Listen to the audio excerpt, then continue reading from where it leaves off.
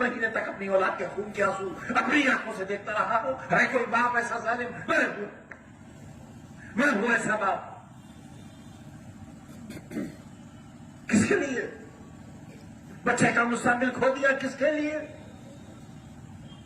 बीमार बीवी 1 साल एड़ियां रगड़ती रही कैद के अंदर, प्रोफेसर से रिटायर होने वाली औरत, किसके लिए? सोने और चांदी के कंगन के लिए?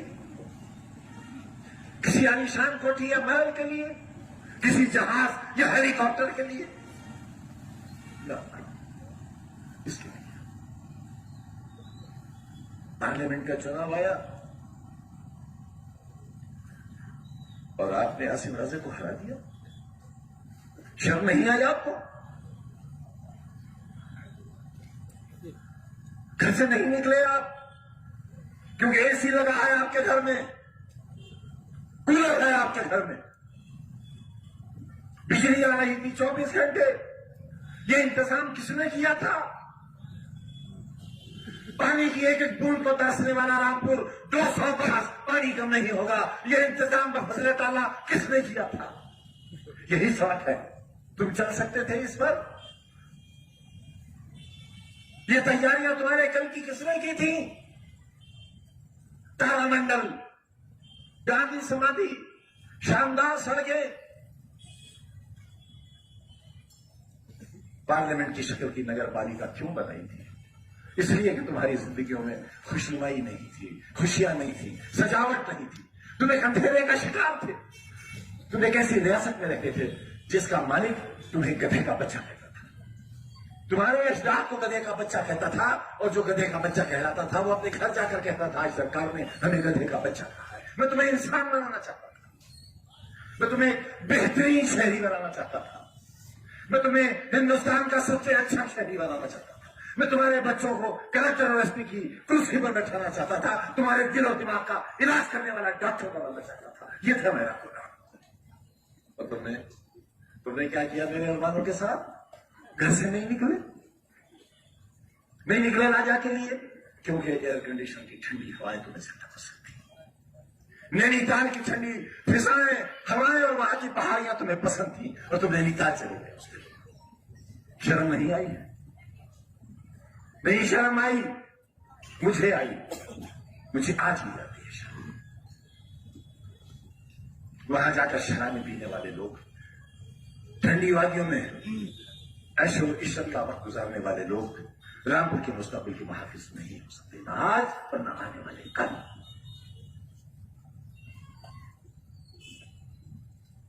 फिर एक मौका है, मुझे सलील करने का फिर एक मौका है। मैं चुनाव जीतता रहा तुम्हारी मोहब्बतों से, लेकिन चुनाव हराने वालों की ताकतें बहुत ज्यादा थी। मगर क्योंकि फजल इलाही हमारे साथ था, लिहाजा फतह हमारे नाम लिखी जाती थी और दुश्मन जलील ख्वार हुआ करता था। चुनाव के दिन क्या होता था वहां पर? किसी के मुंह से लहू बह रहा है, किसी के बाजू में छुरी लगी हुई है, किसी के खून आलूद कपड़े हैं। ये था और हर बार एक माहौल होता था। गिरा लिया इस बार शैतानी को, गिरा लिया मूसी को, गिरा लिया सालिम को, गिरा लिया फिरौन को। ये लक़ब दिए जाते थे मुझे। मैं तुम्हारी बस्ती का फिरौन। क्या कर रहा हूं भाई? लेकिन तुम्हारे ही बुजुर्गों ने, टेक्सटाइल के मजदूरों ने, रिक्शा चलाने वालों ने और बीड़ी के मजदूरों ने मेरे आंसुओं को अपनी हथेलियों में लेकर अपने होठों से चूस लिया था। इसलिए मैं तुम्हारी नुमाइंदगी करता रहा था। कोई खुशहाल, कोई नामवर शख्स मेरे साथ नहीं था, कोई पक्के मकान वाला मेरे साथ नहीं था, कोई मोटर वाला मेरे साथ नहीं था, कोई सफेद पोश मेरे साथ नहीं था। आज ये जो कुछ नजर आ रहा है ये मेरी 50 साल की मेहनत का नतीजा है, मेरी 50 बरस की। कभी आप तो पूरी दुनिया में घूमते हो, पूरे हिंदुस्तान में जाते हो, किसी होटल में मुझे खाना खाते देखा तुमने आज तक? रामपुर में कहीं चाय कॉफी पीते देखा आज तक? किसी ठेले पर बताशे खाते देखा आज तक? कभी कहा मारकर हंसते हुए देखा मुझे आपने? फिर आखिर मेरी मुस्कुराहटें क्यों छीन ली आपने? मेरी सांसें क्यों छीन ली आपने? 27 महीने की तनहा कोठरी की कैद क्यों दी आपने हमको?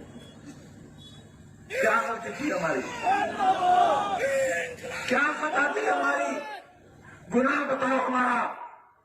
क्यों हुआ हमारा दुश्मन? सरकार क्यों दुश्मन हुई मेरी? मेरी जान की दुश्मन क्यों हुई? मुझे क्यों जेल में जहर दिया गया? बताओ मुझे क्यों जहर दिया गया?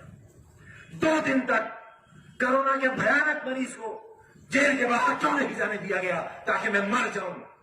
क्यों आखिर किया आपने मेरे साथ ऐसा? मैंने तो तुम्हारे लिए एक ऐसा शानदार अस्पताल बनाया था जहां इतनी ऑक्सीजन का इंतजाम था कि पूरे मंडल के मरीज आपको आए थे। ये थी मेरी सोच उस वक्त जब कोरोना का नाम कोई जानता तक नहीं। मैं तुम्हारे लिए एक ऐसा मेडिकल कॉलेज बना रहा था जहां दुनिया भर के लोग आते। तुम्हारे मरीजों को दिल्ली और बंबई न जाना पड़ता। तुमने क्यों नहीं बनने दिया उसे? हाथ उठाकर बताओ कितने लोगों ने जवाहर यूनिवर्सिटी को चंदा दिया है? तो बताओ हाथ उठाकर। एक डूबकर मर जाऊं मैं शर्म से।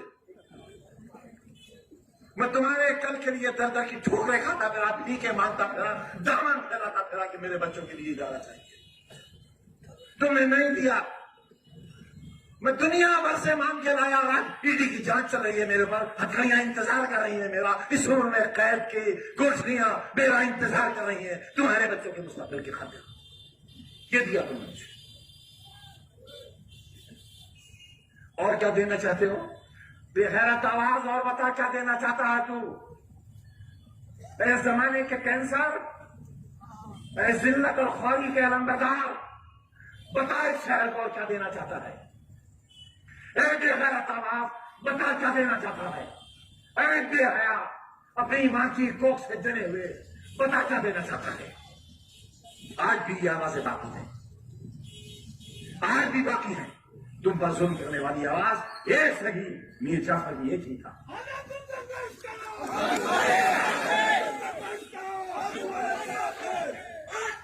मेरी मौत चाहते हो? मेरी मौत चाहते हो? मारो मुझे, मारो गोली यहां मुझे। खुदा की कसम वो मौत मेरी जिंदगी की तकलीफों से सस्ती होगी और अच्छी होगी। मेरे पूरे घर को मार दो। तुम्हें मालूम है जुल्म के कितने पहाड़ सह रहे हैं हम। हम पर कहकहे लगाओ, बेचो अपना जमीर, बिक जाओ एक टके के लिए और इतना करो अफसरान को जो हमारी बर्बादी चाहते हैं। ये जलसा नहीं है आज, ये रोज़े हिसाब है। तुमसे हिसाब लेने आया हूं, तुमसे मौत मांगने आया हूं। छट गया मेरी जिंदगी से।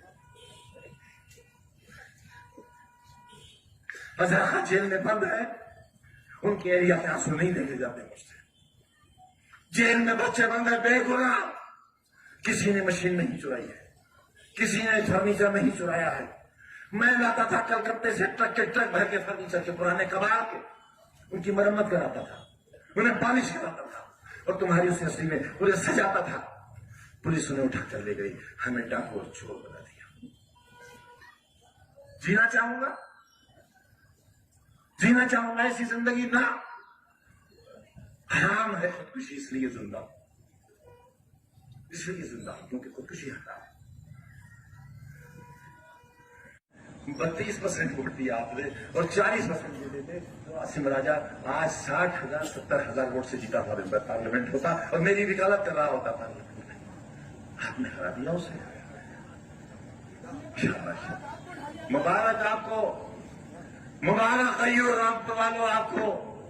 एसी की ठंडक मुबारक, कूलर की ठंडक मुबारक, टाइल्स लगे हुए घर मुबारक, पत्थर के फर्श मुबारक। फिसल के गिर जाते अगर वोट डालने चले जाते। पुलिस ने डंडा मारा था ना जमीन पर, इसलिए भाग खड़े हुए थे। अगर एक जिस्म पर भी लग जाता मर तो नहीं जाते। मैं तुम्हारे जख्मों पर अपना खून लगाकर उनको मरहम बना देता। पर तुम घर से निकलते तो जालिमो फोन लगाकर उनको मना देता, पर तुम घर से निकलते तो जालिमो राजा पठान नहीं है इसलिए। इंसान तो है, इंसान तो है, तुमने एक इंसान को शरीर किया है।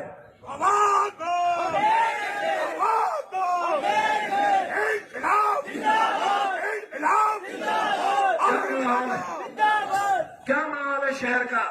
दहशत, खौफ, डर, हर लम्हा जुल्म का इंतजार। ये आबादी बदनसीबों की आबादी है। पूरी दुनिया के सबसे कम नसीब लोग मेरे लोग यहां रहते हैं, इसलिए उन पर सितम ढाया जा रहा है। मेरा दिल फट जाएगा, मेरा दिल फट जाएगा अगर तुमने बेवफाई की तो। अब मेरे साथ धोखा मत करना, मेरे पास बहुत वक्त है भी नहीं, मत करना धोखा मेरे साथ। और जान लो, अच्छी तरह जान लो, भेड़िया तुम्हारे दरवाजे पे खड़ा है। अगर वो तुम्हारे घर के अंदर दाखिल हो गया, अपनी आबरूओं की हिफाजत नहीं कर सकोगे।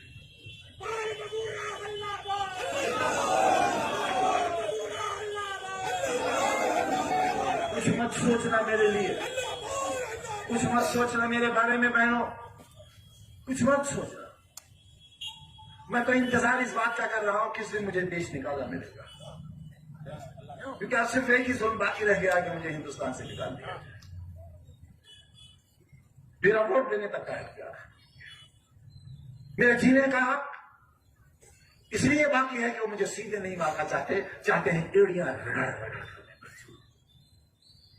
सारा दिन अदालत में खड़ा रहता हूं, मेरे अहबाब, मेरी बीवी, मेरे बच्चे फैसलों का इंतजार करते हैं कि अब कौन सी जेल रूबी कहा जाना है।